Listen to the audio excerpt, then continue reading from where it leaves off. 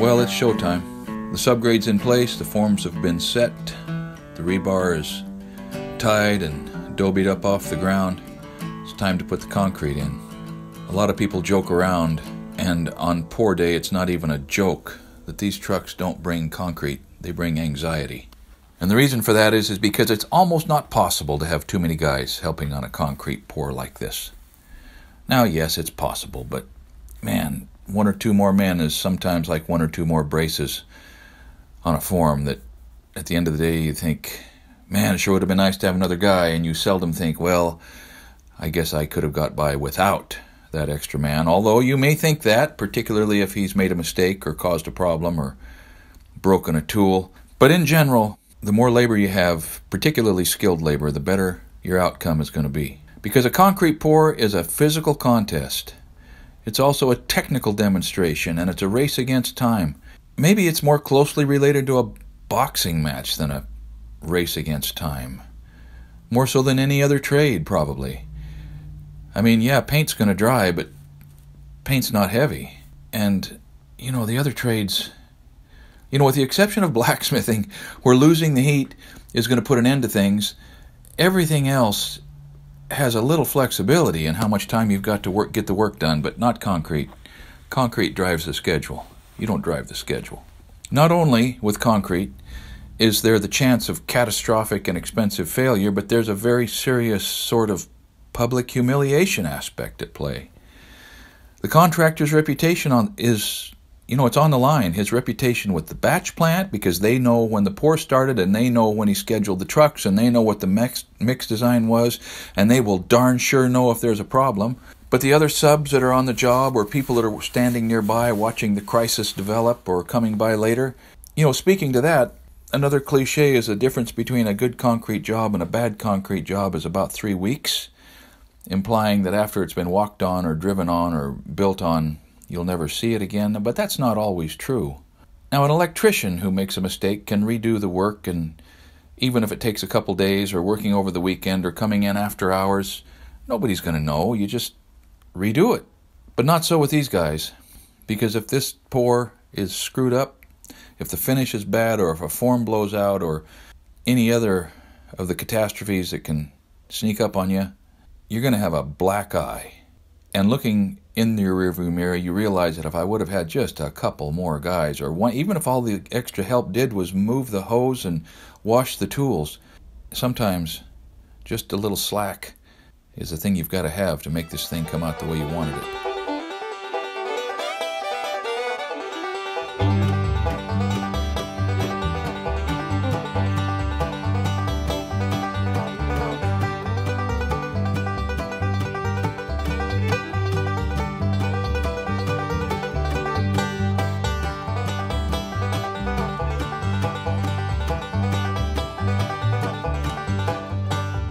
The original plans for this driveway called for asphalt. I think just 3 inches or 4 inches of asphalt. So let's just admit right here that, yeah, this concrete's a little bit on the wet side. And yes, there could be more rebar. But the fact that it's 8 inches thick and that the subgrade is hard and that there is rebar means that in practical terms, this driveway is orders of magnitude tougher and more durable and will last much longer than an asphalt driveway would have lasted, and so what is being done here is not only acceptable, but darn good.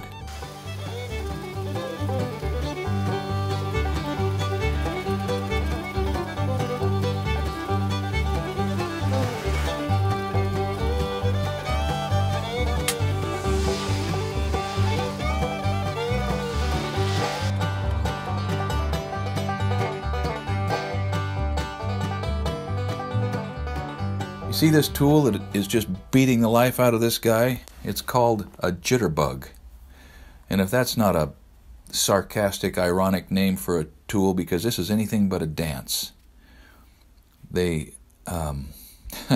don't often see them now. You see them more in areas like Arizona, where the aggregate is all crushed rather than washed, like it is in Oregon, because a crushed aggregate mix design is a harsh, unforgiving, unfriendly mix. There's not a lot of cream, or at least it's harder to pull the cream to the top, and the cream, the paste, is what enables you to put a finish on the top of this stuff at all. And so that jitterbug he's kind of leveling out any little discrepancies in the screeding, and this is not being very delicately screeded because it's only a big commercial driveway after all, and the slope is enough to run the water, and water never happens here anyway, and so nobody really cares too much about the flatness, but they do care about the finishability. And so they've committed one guy's effort to jitterbugging the top of this as they go. Now, a jitterbug is a hotly contested tool on a hotly contested process, and they used to be fairly standard. There are roller bugs and jitterbugs, different ways of pushing down the rocks and letting the cream come to the top before you ever put a bull float on it. And it does make it a lot easier to float. Here's the problem. When you push down the rocks, you're pushing down an important part of the mix design. The rocks are really important to the strength and the abrasion resistance of a driveway. And so if that jitterbug pushes those rocks down too far and there's too much cream brought to the top, then the surface is going to be worn off fairly quickly because all it is paste, which is sand and cement. And that is just not as tough and not as resistant to the grinding action of wheels turning onto a driveway as the rocks are. So a lot of engineered drawings, a lot of inspected work specifically says no jitterbugs allowed.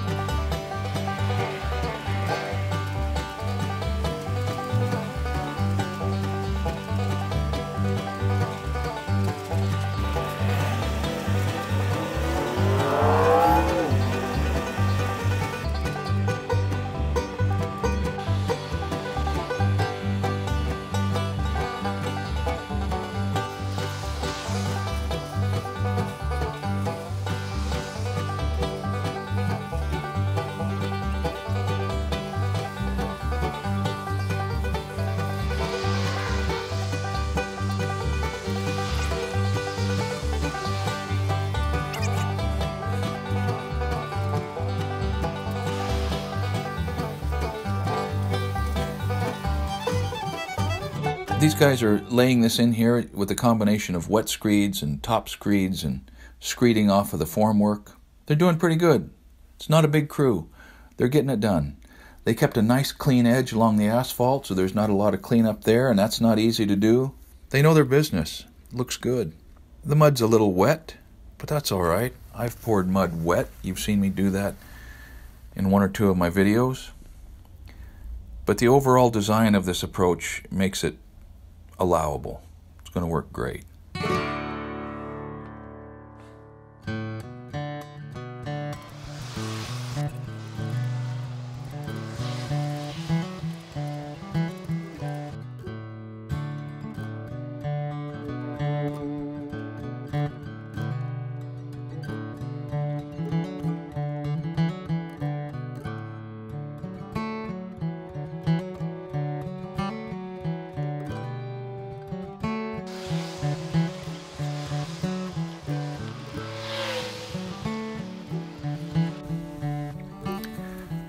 So, of course, what I'm about to tell you is a broad generalization. And the exceptions are so numerous that it will sort of make what I'm going to say next silly. But I've noticed that concrete guys are typically not the kind of guys to call in sick in the morning. Because there's sort of on a good crew, there's a team attitude, and they know that every man counts and every man has a job. And if they're not there, the other guys that they've got to work with later are going to pay a heavy cost.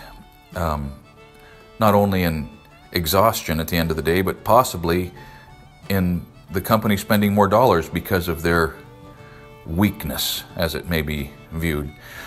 So generally, you get up in the morning and go to work if the mud's been ordered, regardless. Another interesting thing about the people who are responsible for the outcome of the pour is that they are more time sensitive than almost any other construction specialty. And by that, I don't mean they're watching their watch to find out when they can go home, but they're keeping track of the passage of time so that they know how soon they need to get on to the next process. They would be able to tell you exactly when the truck pulled up, pretty much exactly when the concrete began to hit the ground. They will have an idea of almost exactly when they should be on it with the bull float, etc., right through the rest of the day. And in fact, a top hand like Dustin Furch or Tom Yonkers, when the truck shows up and they know what the weather is expected to be, they will know exactly almost when they'll be showing up on their next pour in the afternoon.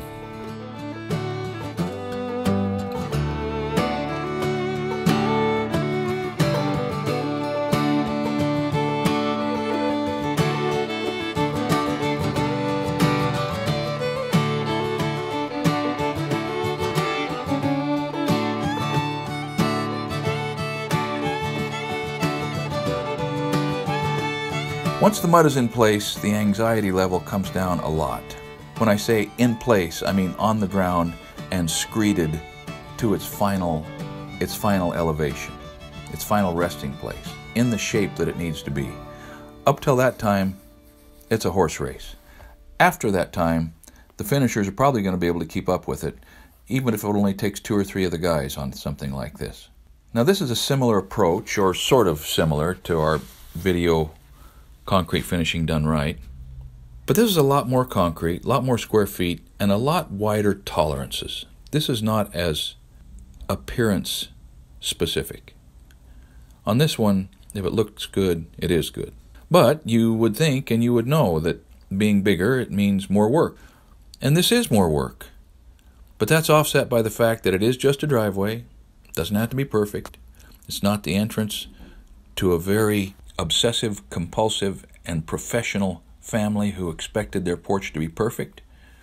It's the entrance to a contractor's storage yard, and it's pretty much only going to be used by the people that are driving in and out to get their stuff. If it did have to be perfect, you would have seen a lot more grades being set, a lot more rodding, a lot more attention, probably a Fresno, several other steps to have made it more beautiful. But on this one, beautiful doesn't matter.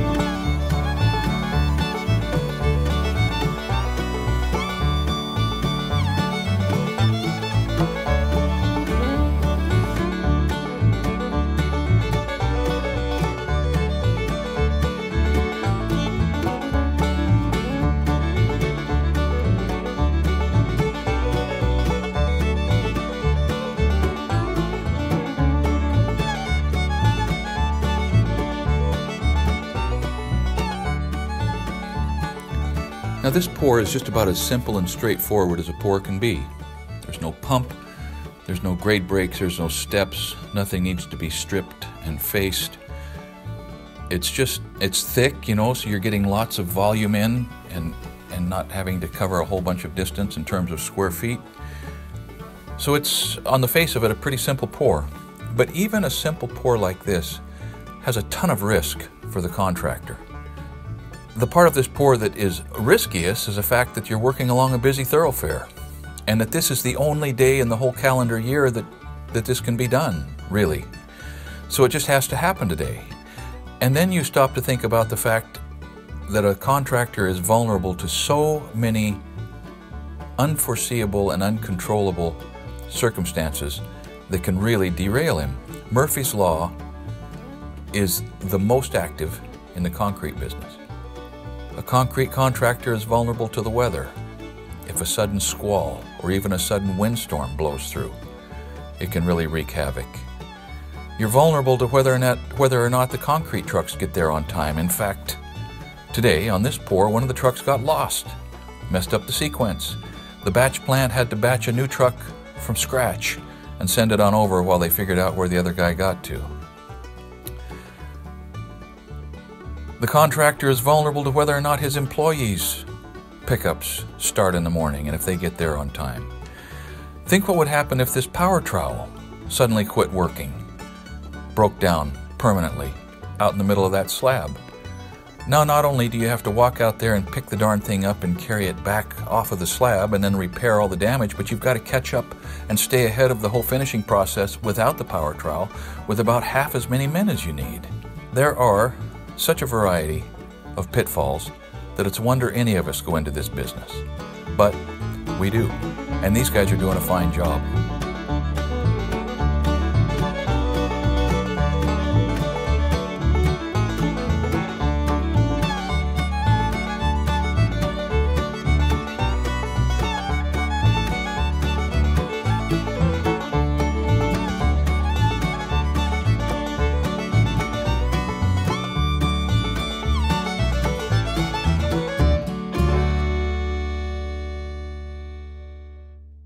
Crack control on this slab is done by saw cutting rather than by tooling joints. The hope is that the concrete, which will crack right inside these cuts instead of anywhere else. To achieve this, your saw cuts usually need to be 20 to 25% of the thickness of the slab. Problem is, these fellows only have a little walk-behind soft cut saw, and they're great little saws on 4 or even 6-inch slabs. They'll cut down to about 1 1/4 inches thick. But on an 8-inch slab, 1 1/4 inches is not enough to really make much difference, I don't think. 2 inches would have been much better. So we'll just see if this concrete knows where it's supposed to crack, and if it chooses to be compliant. I am so happy this is done. I can't even tell you.